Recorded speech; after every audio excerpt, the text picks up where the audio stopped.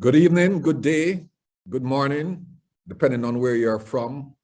Welcome all to Beijing, the Beijing 2022 edition of Olympians for Life. Before I get started, this is a reminder that we have live interpretation available. We are joining from all over the world. The interpretation is available in English, French, and in Spanish. The event will be in English primarily with segments in French. So please make sure to select the language of your choice. If you want to hear English, you have to choose English. If you want to hear French, you have to choose French. Si prefieres escuchar en español, también podrías elegir español. Friends, fellow Olympians, friends of fellow Olympians, my name is Chris Stokes OLY, the post nominal that I wear around the world with the most pride. I am a four-time Olympian as part of the Jamaica bobsleigh team that has been immortalized in the movie Cool Runnings. Since then, I have continued to work in the Olympic movement to share the Olympic ideals, to share the idea that through sport and through Olympic sport, we can make the world a better place. It's something to see even today as I sit in Beijing, athletes beating overwhelming odds just to be here. Athletes beating overwhelming odds to get on the podium, to realize their dreams of competing on the world stage and becoming an Olympic champion or an Olympian. Thank you to everyone joining us from Beijing and around the world.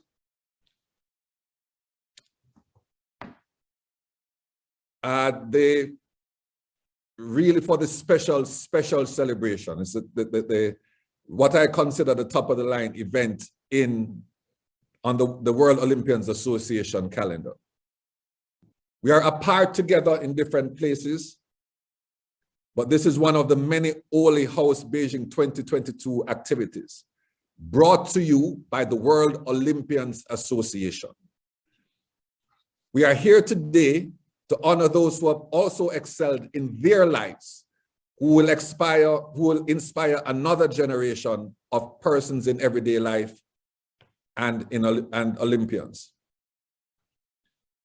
I wish to confirm, and perhaps Mary-Eve can give me an indication, that we have with us our patron. Still not. Still not. Not to worry, we will get to that. But welcome, thank you for being here from wherever in the world you are. We welcome the Olympians and friends and family. At this stage, I'm very pleased to hand over to the esteemed President of the World Olympians Association, Mr. Joël Bouzou. Joël? Thank you, Chris. It's very nice to see you, by the way, and I'm very proud also to have you lead this ceremony. We are good friends, and that's a great pleasure. I would like to extend a warm welcome to all Olympians and honored guests from around the world. I'm delighted that so many of you could join today. I would particularly like to welcome, in some minutes, our esteemed patron and fellow Olympian, His Serene Highness Prince Albert II of Monaco, OLY. Thank you for taking the time to be with us within your busy schedule. I know that you are just coming back from Beijing. This is our fourth Olympians for Life dedication ceremony and our second online. Originally launched at the Rio 2016 Olympic Games, Olympians for Life was created to recognize Olympians who have gone above and beyond to make the world a better place. From those first Olympians honored in Rio to the first online event in Tokyo due to the pandemic, we have inducted 5 Olympians for Life at every Olympic Games. This year, I am proud once again that our innovative approach is enabling us to come together to honor those Olympians who have excelled both as athletes and as role models in society. I am sure you will all agree, an Olympian's legacy is felt far beyond the field of play, long after the closing ceremony of the Olympic Games. As ambassadors of the Olympic values, Olympians embody excellence, friendship, tolerance, respect throughout their daily lives, often playing a vital role as leaders in their communities. It makes me extremely proud to know that every day, in every country around the world, Olympians are making a positive contribution to the lives of others, working tirelessly to exemplify the Olympic ideals and ensuring the spirit of the Olympic movement lives on. This is the essence of what it means to be an Olympian, to be OLY. And now I hope he has arrived. It gives me a great pleasure to invite our patron, His Serene Highness Prince Albert II of Monaco OLY, to announce the 5 Olympians for life to be honored here today.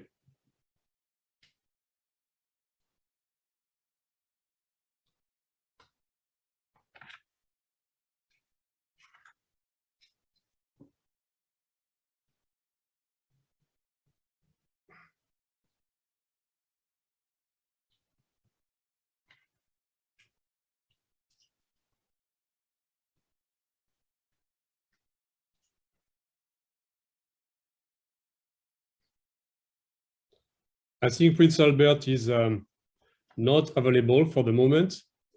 So, Mike, should I continue? Yes, continue, please, Joël. So this honor is given today, and it's my great pleasure to unveil the newest Olympians to be awarded the prestigious honor of Olympians for Life. This honor is given by the World Olympians Association to Olympians who have achieved on the field of play and also made a significant and positive contribution to society and to the lives of others. Olympians who have clearly demonstrated what it means to embody the Olympic spirit. Our inductees for Beijing 2022 come from all 5 continents. They have risen to the top levels of their post-sport professions, and they have become influential in their communities and beyond by their hard work and dedication to the causes they have championed over the years. Whatever has led them to this point, they all have one thing in common. They all draw on their Olympic experience to help make the world a better place. At each edition of the Games, we award 5 Olympians this special accolade. For Beijing 2022, these are our Olympians for life. Simidele Adbiavo OLY, Nigeria, Skeleton, for her ongoing work to inspire and empower girls from some of the world's most marginalized communities through the power of winter sport. Congratulations. Thank you. Thank you so much. Alain Calma OLY, France, figure skating, for his dedication to medicine and politics and giving back to society after a life in sport. Félicitations, Alain. Well deserved. Clara Hughes, OLY, Canada, speed skating and cycling, for her work in encouraging meaningful conversations within sport, raising money for mental health charities, and supporting others to combat the stigma around mental illness. Congratulations, Clara. Thank you, Joël. An honor to welcome you and you deserve this recognition. Shiva Keshavan, OLY, India, Luge, for his trailblazing achievements and initiatives in grassroots development programs to grow winter sports within India. Congratulations, Shiva. We look forward to continuing the work with you. Thank you so much, Joël. Ben Sanford, OLY, New Zealand, Skeleton, for leading the fight for cleaner sport and championing integrity, fairness, and equality within sport. Congratulations to you. Congratulations to all the worthy recipients. I, along with the entire Olympic movement, applaud your efforts and your contribution. Thank you. Back to you, Chris. I see a very important figure on the screen, Mr. Joël, so you'll allow me. Sure. I thought he was beside me 12 hours ago. I'm not sure modern, modern technology or whatever kind of jet he has, but allow me to recognize and welcome His Serene Highness Prince Albert II of Monaco. I welcome him with a great deal of affection. Mm-hmm. He is an untold story is that Prince Albert, through his influence, encouraged many to give Jamaica a chance to participate in bobsleigh. This is before we were famous and indispensable to the movement. He gave us a chance, and I loved him then, and I love him now. So thank you very much for coming, Prince Albert. I think we raced together in 4 or 5. Well, I did 4 Olympic Games. Mike has only given me 1 OLY. I don't know how many you have, but I've been in 4 games. So I'm not sure if one covers all, but welcome, Your Highness, and I'd like to give you an opportunity to share your sentiments on this very special occasion. Prince Albert. Well, Chris, thank you very much, and a big hello and welcome to all of you. And I'm sorry we can't do this all in the same room and sharing this moment all together, and it has to be done through modern technology. But I appreciate this time that we can at least see one another via this technology. And Chris, just to answer your question, well, shortly after I saw you on the track there, I went straight to the airport and boarded a plane, and I arrived here about some 12 hours or some 13 hours ago now. So I think I'm still on Beijing time, and that's why I apologize for being a little late. But I had some other issues in my office, so I'm very sorry about that. But anyway, I think Joël covered most of the things that I wanted to say. But dear President, dear Joël, dear fellow Olympians and friends, it's really a thrill for me to be able to welcome you today for this Beijing 2022 editions of Olympians for Life. And it's really a great pleasure for me to be here and to unveil with you the list of Olympians that are to be awarded this prestigious distinction of Olympians for Life. And this honor is given, as you know, only to a few Olympians by the World Olympians Association, who have achieved not only great things on the field of play, but also have made a significant and positive contribution to the society and toward the life of others. So this recognition is presented to the Olympians who have clearly demonstrated what it means to embody the Olympic spirit. And I think we all know what the Olympic spirit means, and we've been able to experience that, all of us firsthand, being all Olympians. So our inductees for this year, for the Beijing 2022, come from all 5 continents. They have succeeded at the top levels of their sport and professions, and they have become influential in their communities and much beyond. And their hard work and dedication to the cause that they have championed over the years, I think, is truly significant. So whatever it is that has led them to this point, we all have one point in common: the Olympic experience that we shared, can help make the world a better place. So as you know, during each edition of the Olympic Games, 5 Olympians are awarded this special accolade. And for Beijing 2022, I know you all have heard this before, but I'd like to acknowledge also on my part these 5 Olympians. So Simidele Agudabo from Nigeria, skeleton. It's a great pleasure and congratulations to you. Anna Kalma, France, figure skating. I've known Mr. Kalma for many years, Mr. Minister, and the great Olympian, and congratulations also to you. Clara Hughes, Canada, speed skating and cycling. Congratulations.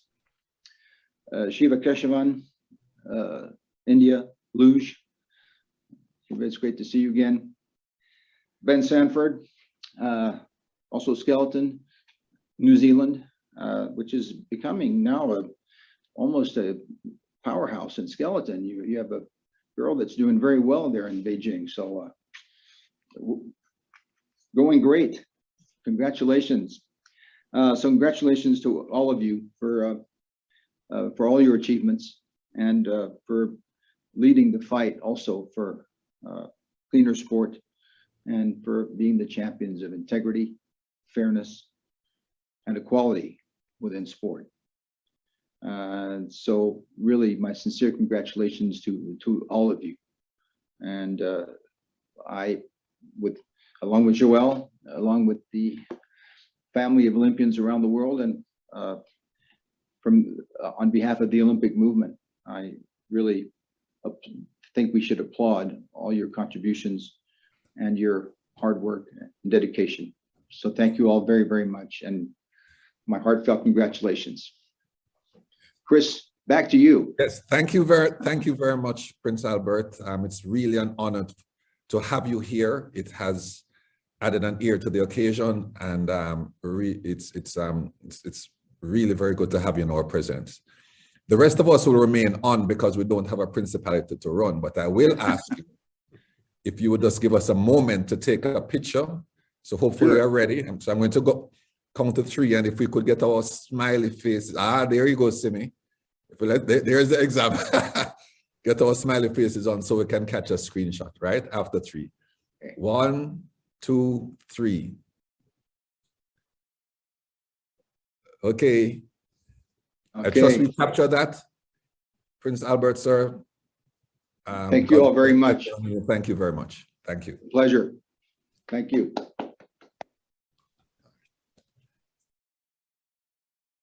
All right, so I'm looking at some faces on the screen, and you know, the very famous people with achievements that are admired around the world. But I think it's important that we get to know a little bit more behind each of you. So you'll allow me, without being too intrusive, just to have a brief conversation with each of you so that the community can get to understand who you are. I would like to start with a gentleman first whom I did not recognize. My wife would say he cleans up well. Shiva, you're currently in Beijing. Please say hi. We have to connect. I'm up by the sleeping dragon, Shiva. And my question is, winter sport in particular, and in particular luge, was not well recognized in India when you were competing. Now, what sparked your interest in the sport? And you're not allowed to say Cool Runnings, but what sparked your interest in the sport? Hi, Chris. Hello, everybody. First of all, His Serene Highness, Prince Albert, it's so wonderful to see you. Thank you so much for the introduction, dear President, Joël Bouzou. It's truly an honor to be here amongst such inspirational people that I've looked up to, for my entire life. Chris, it's so great to have you lead this and present this. And it's interesting that it's you who asked me this question. And But I think that you know, I was, of course, we're a little more lucky in India than, because we have the Himalayas, which offers so much potential for winter sports. However, having said that, I must say that I competed in all kinds of sports as a teenager, as a kid growing up, and I was waiting for the opportunity to give me a challenge and to let me prove myself, and that came through luge. It came through a sport that I did not even know existed, but I saw the sign. It felt right. The speed, the adventure, the adrenaline, and the mission. And once I started, I did not have the Olympics as a goal. My goal was to improve myself.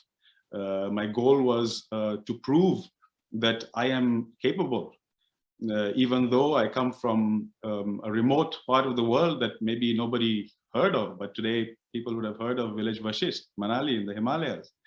These are the big challenges that I thought I was too small to undertake.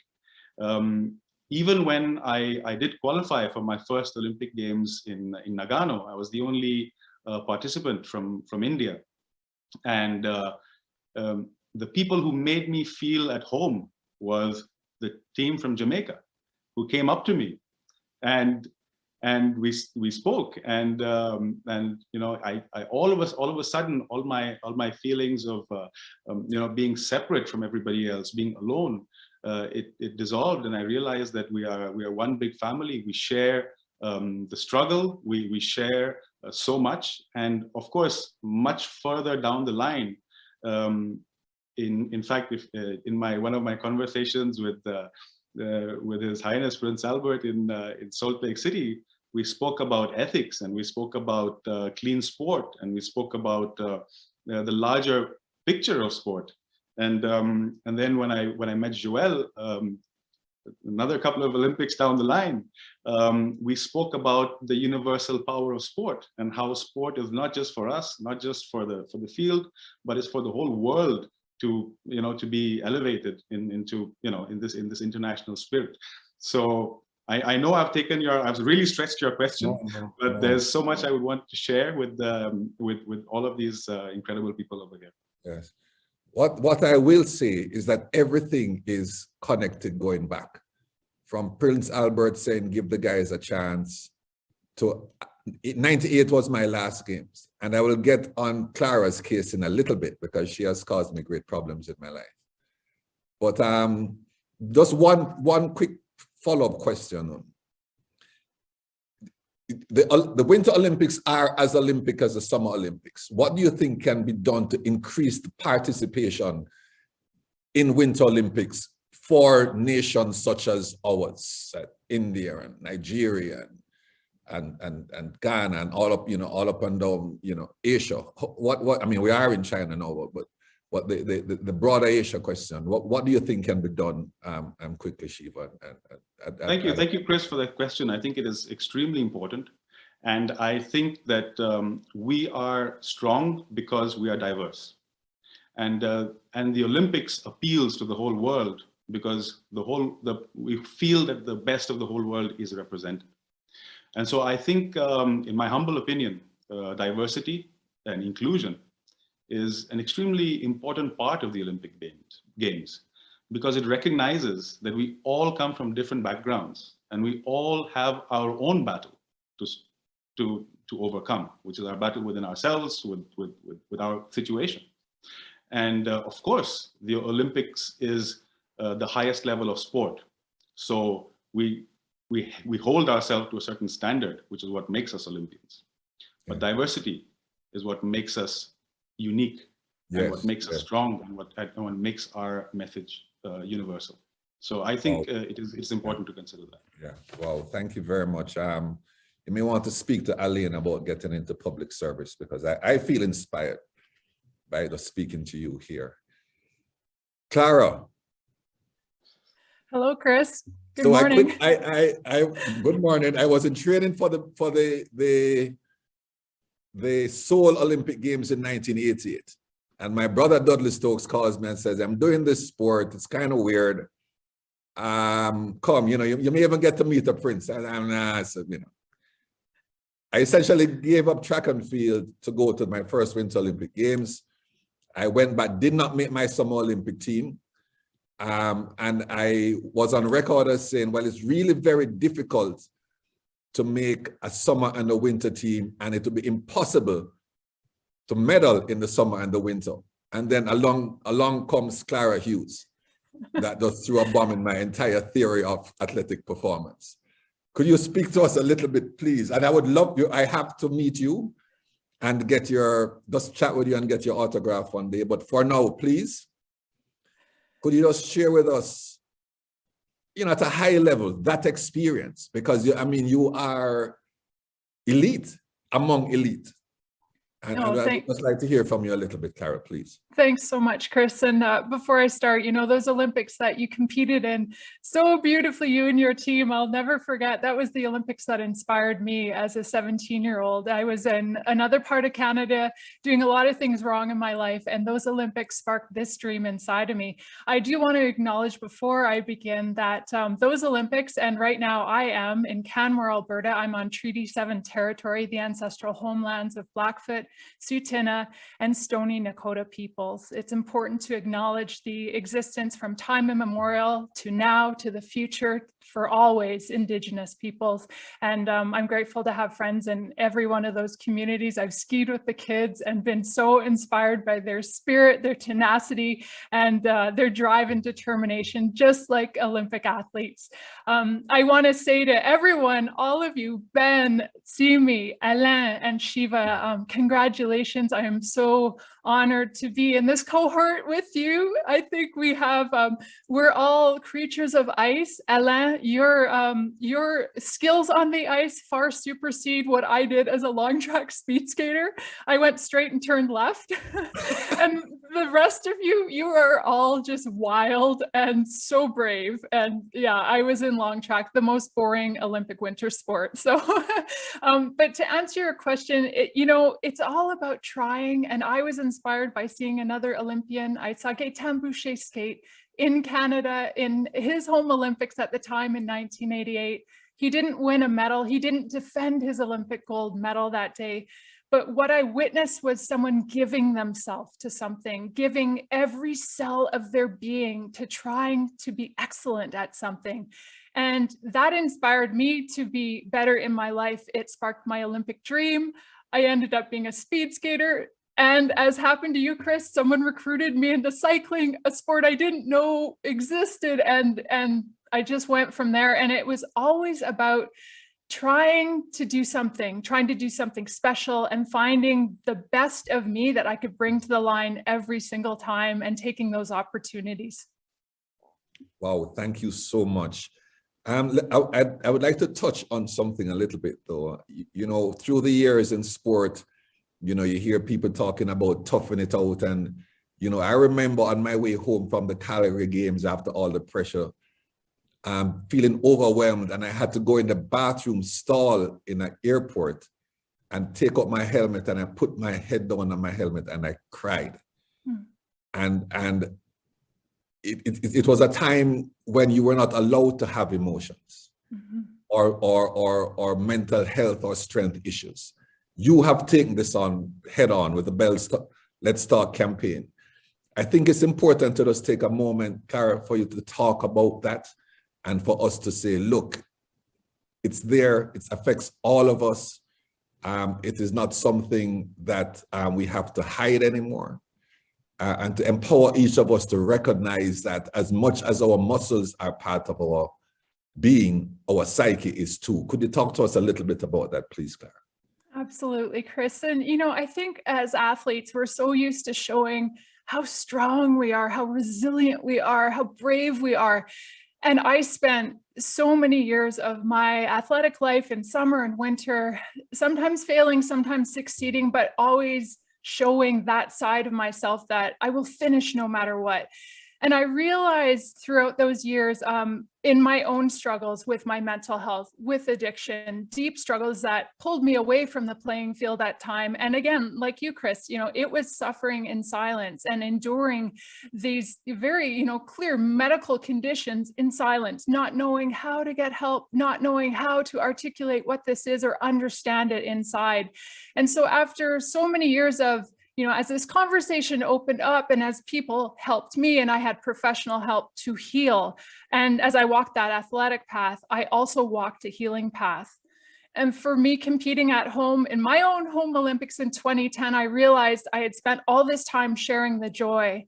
Why have I not shared the struggle? And for the first time, I spoke openly about my experience with depression, with mood disorder and addiction. And I thought people might listen once, but what happened was it opened up a conversation. And the most beautiful part of this, and what I want to say to everybody here is, when you share your story, when you open up yourself, you receive the gifts of other people's stories. You allow others to open up. And I think just like Olympians, we inspire people to be physically active, to go for their dreams. I think we can also inspire people to be full human beings and to embrace their struggle as they embrace the joy. And with Simone Biles, with Naomi Osaka, these amazing Olympians who were on the playing field talking about their mental health, I am personally really excited where this conversation is going and where athletes are leading it. Wow, thank you so much. You are truly exceptional. And by coming forward ourselves, we give so many other people permission to do the same. And I believe the world is a better place. Thank you. Thanks, Chris. Thank you. Ben, I know you're toughing it out, brother. You're trying to stay awake. Was it 4 o'clock? Yeah, just gone 4 o'clock in the morning here in New Zealand. Oh, real champion. Thank you so much. I'm impressed with your case in that you serve as both an NOC rep and a athlete rep to WADA. And would you be kind enough to share with us why it's important for you to serve the Olympic movement in that way? It's not the most exciting thing. It must be tough, and you have to make the hard decisions and unpopular decisions. But could you share with us your path to where you are now and why you continue to serve in that space, Ben? Yeah, thanks, Chris. And just firstly, it's a real honor and very humbled to be included in this group and inducted into the Olympians for Life. And it's fantastic to see you all online today. And thank you to the World Olympians Association for organizing this. It's really special and it means an enormous amount to me. To your question, I come from New Zealand. We haven't been a Winter Olympic powerhouse.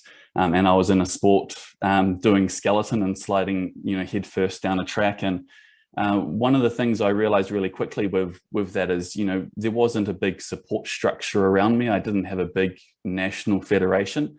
And so when the International Federation was changing the rules and making decisions, it actually had a really big impact on me because there wasn't anyone in between me and that International Federation that could, soften the blows or even out the trainings or make the field fairer.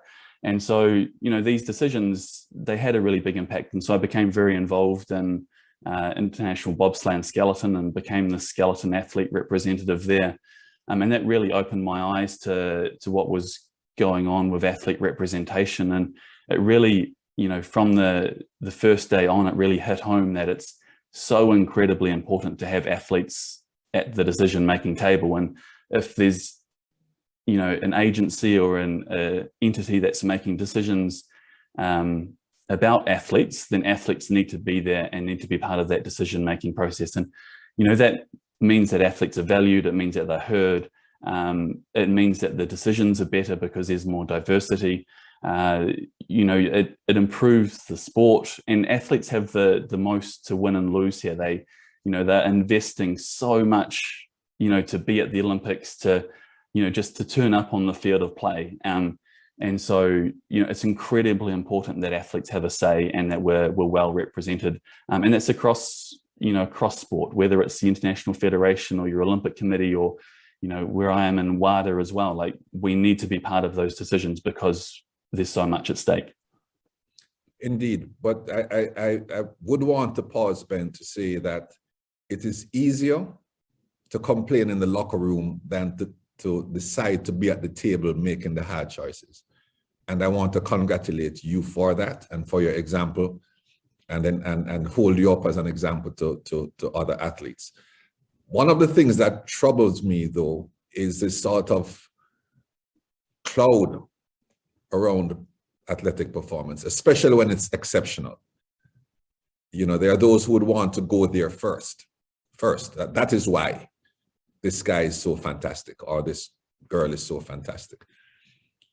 And you know, the athletes themselves have to take some responsibility for this. But what do you think can be done generally in terms of sporting policy, legislation, any other sort of action to ensure and assure of the integrity of sport and sport competition? It's a tough question, Ben, sorry, but it's important. No, yeah, it is a tough question, but it's a good question.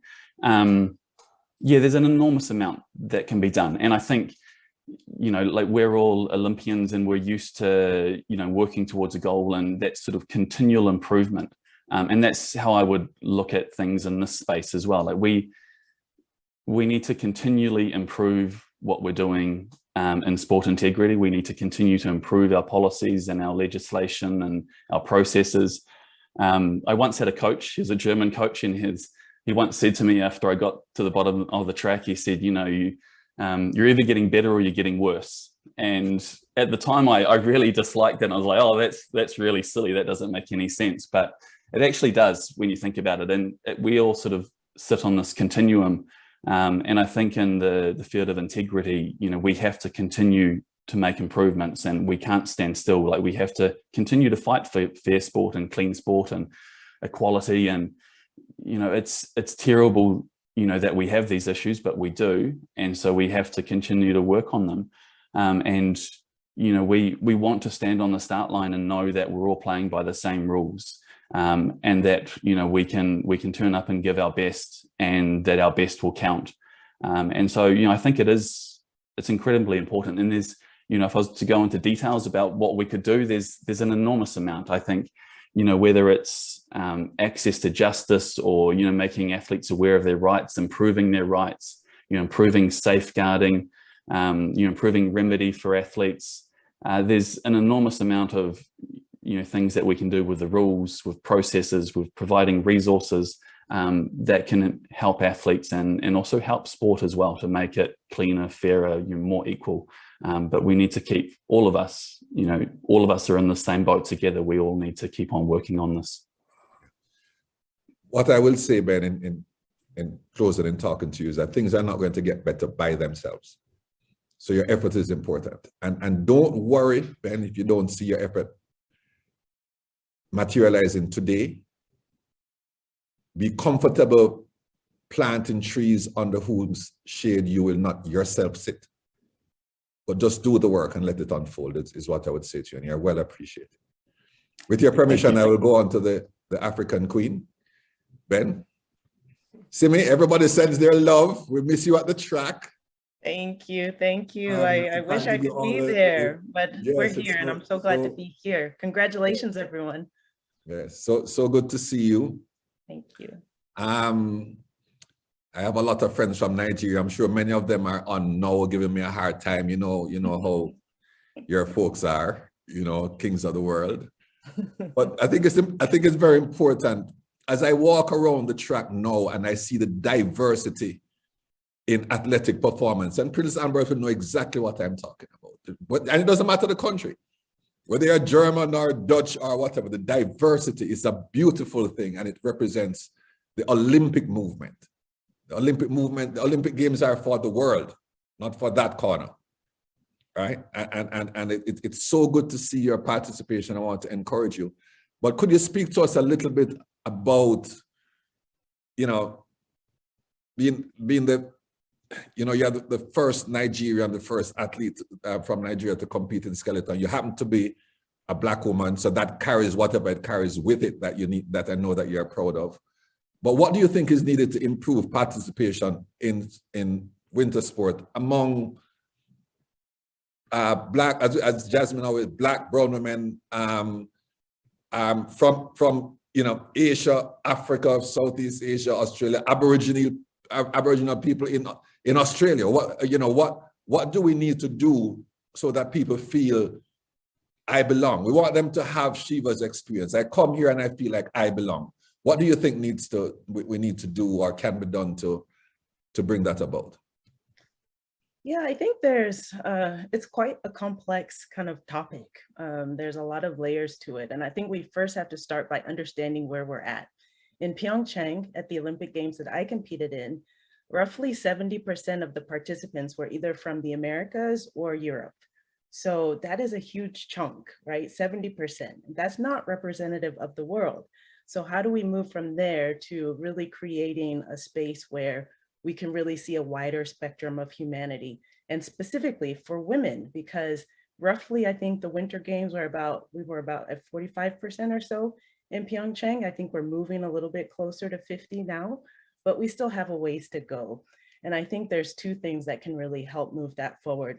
The first being visibility. The Olympic Games are huge, right? This is the pinnacle of sport. This is that moment, the world stage where everybody sees. And it's really important in that moment to have that representation. They say, if you can't see it, you can't be it. So we need to make sure that we're giving women something to aspire to, women of color, marginalized women, underrepresented women from everywhere in the world.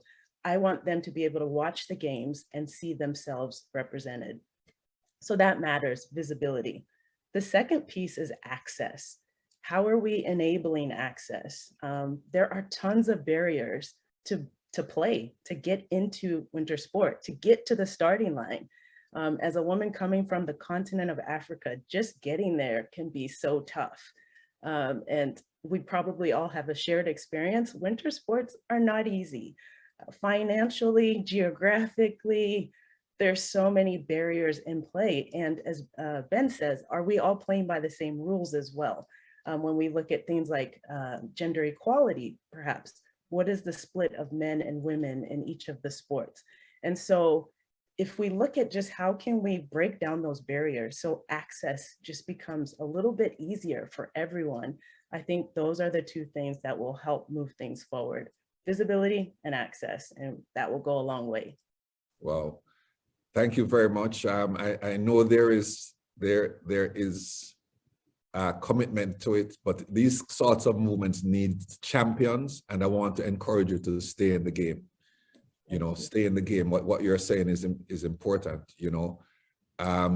When I used to run in Jamaica, I could go outside and run 100 meters barefoot on the grass. I can't bobsleigh 100 meters barefoot on the grass. Exactly. And so okay, but I love the sport, and it is the world sport. And I claim my right to be there. Therefore, how do I get there? So let's continue to work on that. I do know you're doing some very interesting work with the Simislays Leadership and Sports Master class. Could you just speak to us about that and why you're into it and what impact you are having through that initiative, Simi? Sure, yes. So when I got back from Pyeongchang, I realized that I had this great platform, this great opportunity to really be able to inspire and empower the next generation, particularly of girls, because I wanted girls to feel like they could become whatever they wanted to become. And I wanted to see how I could tap into the power of sport to help girls be the best leaders that they could be. We know that sport has tremendous benefit, particularly for girls in terms of social skills and helping them be confident. And so I basically took everything that I've learned just as a sportswoman, as an athlete, and packaged it up into this masterclass where I go and work with young girls, mentor them, and teach them the principles of sports and help them be the best leaders that they can be. And I've done this across the continent, countries like my home country, Nigeria, South Africa, Morocco, Kenya, and it's been wonderful. I think these girls want to feel that they are invested in. They want to feel like they matter. And so I really feel it's important to invest in them, pour into them, and help them be the next whatever they want to be. It's not about the next skeleton racer or bobsled racer, which would be awesome, but it's just about helping them know that they have the power to just do whatever they want to do and change the world. And so I've been really focused on doing that the last few years, and now I've established my foundation, the Simi Slaves Foundation, and we're really going to be diving deeper into that work, as well as how do we help and support marginalized athletes at an elite level, break down those barriers to access. So this is now, like, you know, really important. It's important to slay on the ice, but this is helping people slay off the ice, is how I see it. Yes. Well, thank you so very much. Very, very inspiring. And again, I want to encourage you. And just you know, remember, those of you who are familiar with Cool Runnings, you know, there's a scene where Sanka comes up and says, "I'm feeling very Olympic today." As I've listened to you guys, I feel so very proud to even call myself an Olympian and to have the OLY behind you like myself. Thank you very much, Simi. Thank you.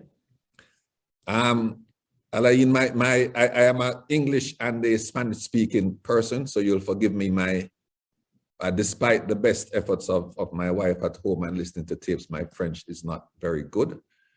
It's an honor to meet you, sir. I will ask a question and invite you to honor your language and answer in French. But in addition to your successful career in figure skating, you were a surgeon and a politician, and I'm still trying to figure out, you know, how that works, but maybe you could help us with that.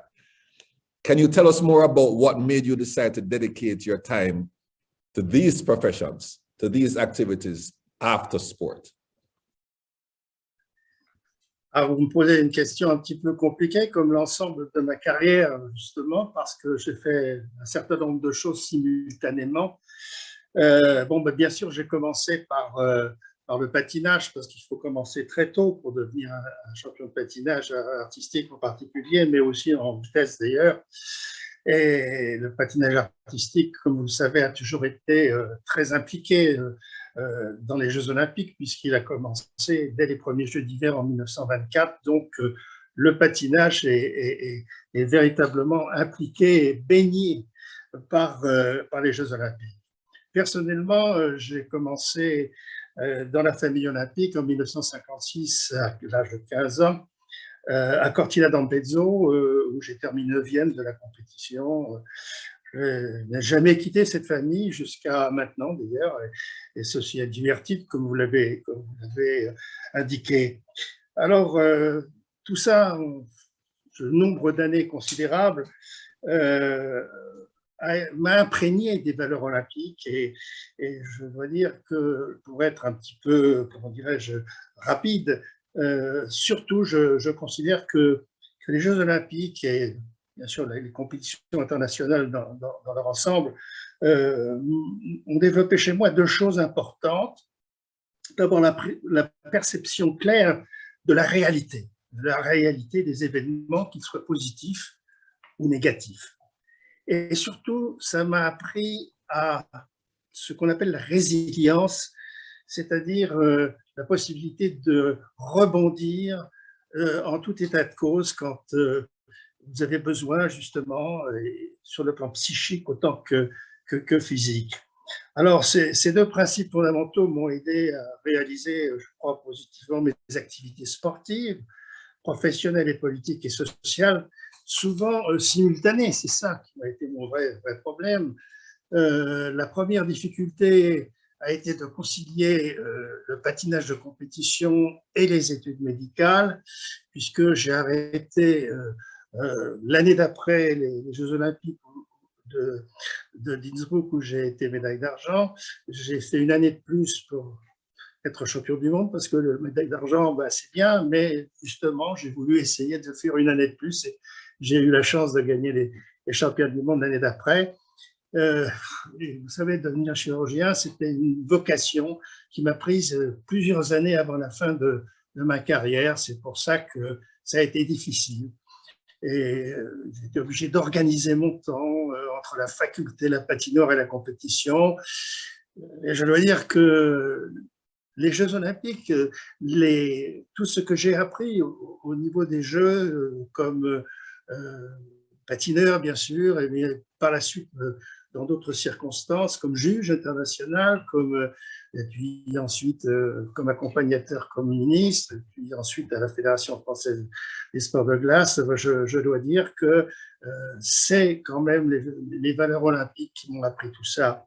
Le deuxième défi après les études et le fait de devenir chirurgien a été compliqué, c'était de concilier mon activité de chirurgien. J'étais chef de service en chirurgie viscérale.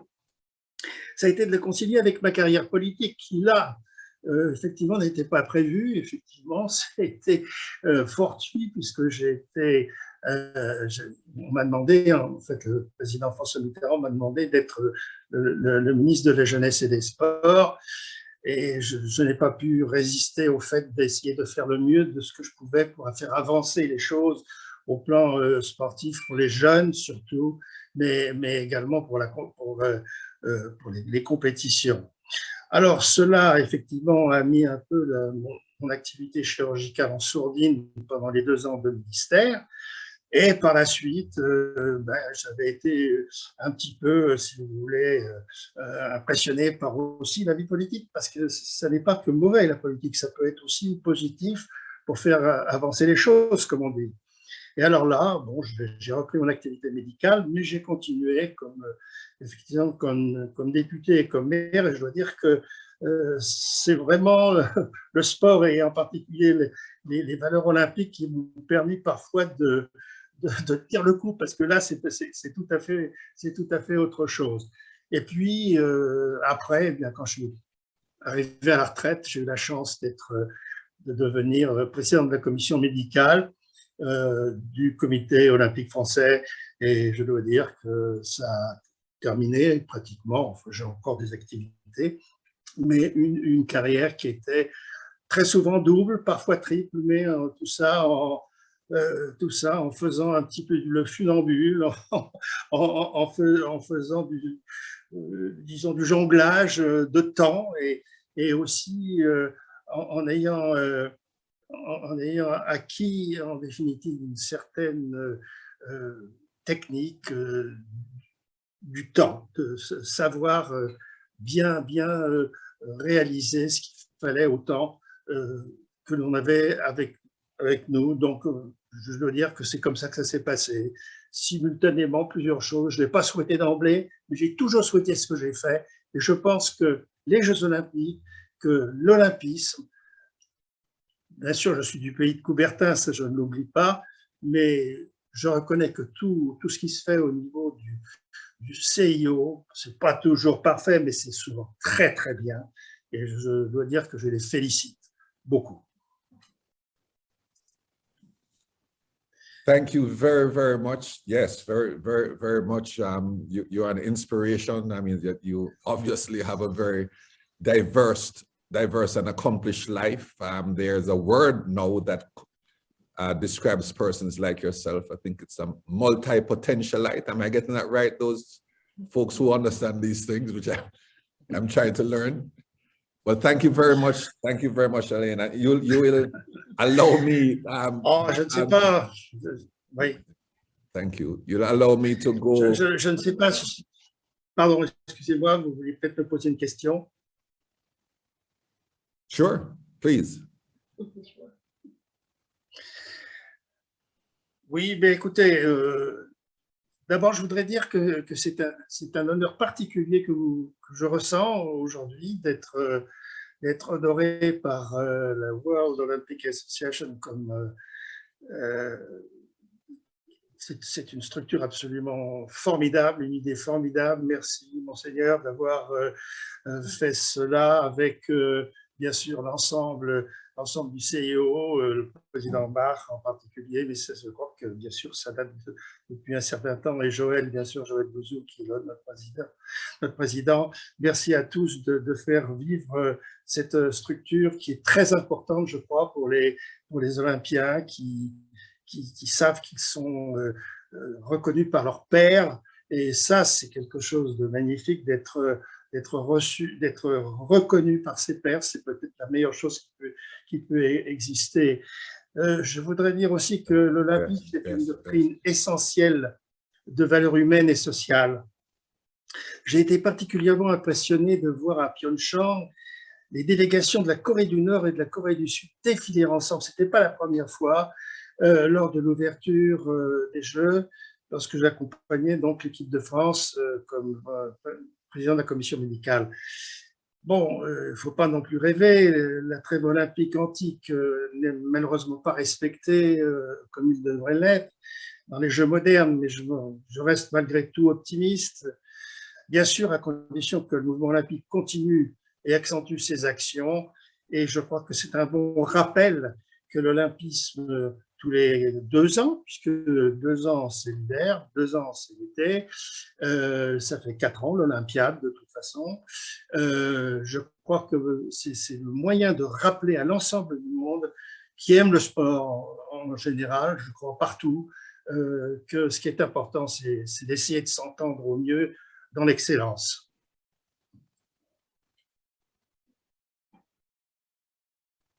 Fantastic. Thank you very much. And I would say, and so say Merci all à of vous us. tous. But you will allow me to invite Joël, our president, to make a few comments, and then right afterwards, Prince Albert, because you know what I've heard tonight where I am has just been simply awe-inspiring, world-changing, and if one were never proud of the Olympic movement before, we can certainly feel a sense of pride tonight. Joël? Thank you, Chris. First of all, I would like to thank you for being today an incredible host with your right-to-the-point questions. I think you made everybody shining and extract the best of everybody. We always think with our long experience that we know a lot about the Olympic spirit and how we can implement programs in society following the Olympic spirit. But when we meet such people, such Olympians, such role models, we always discover something new, and that's fantastic. So I want to underline that. I think it will be very inspirational for our Olympians, for our NOAs, for the youth. You as role model inspire all around the world. This will be really a milestone in our course, and I just wanted to underline that. I would like to thank His Serene Highness for sure for joining us. I know he had a very tough schedule on his way back to the Olympics. I want to thank him for his permanent support, for always joining, for always taking part, for always bringing also his contribution to the WA. We are very rich to have you bring that to us with also your long experience and your friendship. Really, I want to congratulate all of you. You demonstrate something that an Olympian is much more than a champion.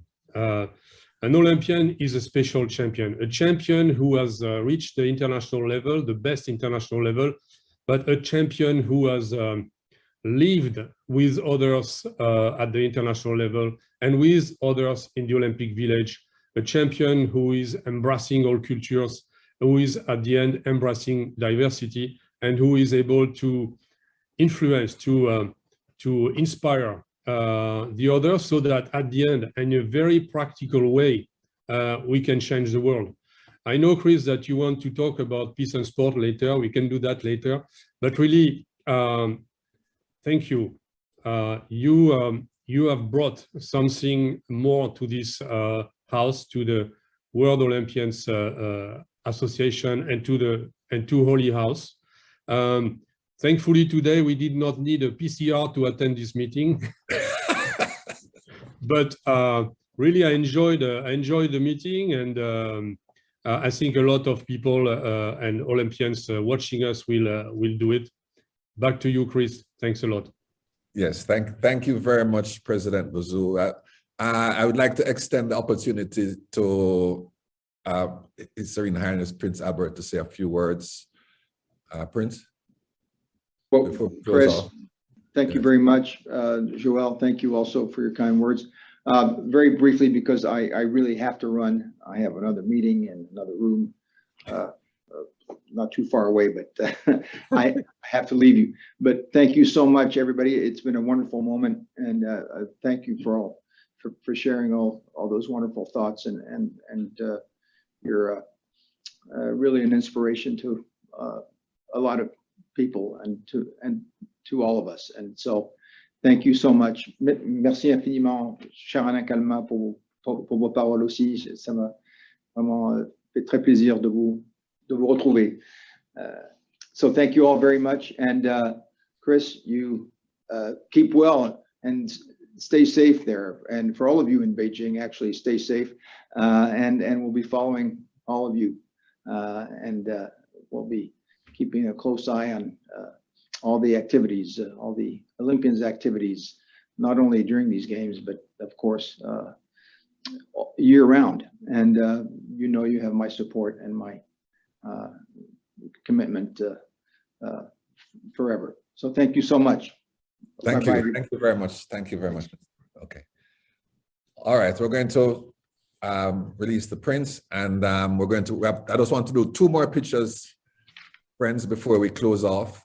This one that includes myself and Joël, and oh, we're going to do the one with, okay, so let's do 3 then. We're going to do one again with the prints. Then we're going to do a second one with the honorees and Joël and myself, and then the final one with the honorees and Joël, okay? So we're going to, I hope everybody's set in the background. So on 3, we're going to do the first one, smiley faces back out. So on 3, 1, 2, 3. Okay, thank you very much, Prince Albert. Thank you, take care. Second one with whom you see on the screen that includes myself and Joël. I'm going to do one like this, and then I'm going to ask you to take out your certificates for, I think that's just for the honorees, but so there'll be 4, sorry. It's kind of like when I said nobody could win in the summer and the winter. It's not actually true. So let's do this second one. Let's do this second one here. Thank you. What? 1 second, Alain, just not quite yet. Let's just do. Right. Okay. Thank you. Okay. Not yet with the certificate, if you don't mind. If someone could thank you. Okay. Okay. On 3, just for a general 1, 2, 3. Okay. Fantastic. Could I be released from the screen and somebody else take over for the, very good. If you're still hearing me, we're going on 3 again. 1, 2, 3. Fabulous. And may we now invite all to take out their certificates. Hopefully it's close. Oh, fantastic. I think Joël is giving us the thumbs up, which is that, you know, works. Shiva, you don't have your oh, you cut. Don't worry. Don't worry about it. Don't worry about it. Okay, let's go 3 again. 1, 2, 3. Fabulous. Fabulous. Thank you very much. Mike, did I discharge my photographic organization duties there, sir? Yes, brilliantly. So if you just like to say goodbye to everyone, that would be perfect. Thank you. So thank you everyone for coming. It's been a very informative and uplifting evening, morning, night. Allow me to remind you of 2 things. First, that our next Olympians for Life ceremony will be in 2 years' time in Paris, 2024. And also to invite all Olympians within my voice today and that you can share with, to leave your mark and be part of the Beijing 2022 forever by going to OLY House Interactive Map at Olympians.org and leave your mark. Please do that now. It's very important. Friends, colleagues, Olympians, thank you very much. I wish you well. Stay safe and enjoy the games. Good night.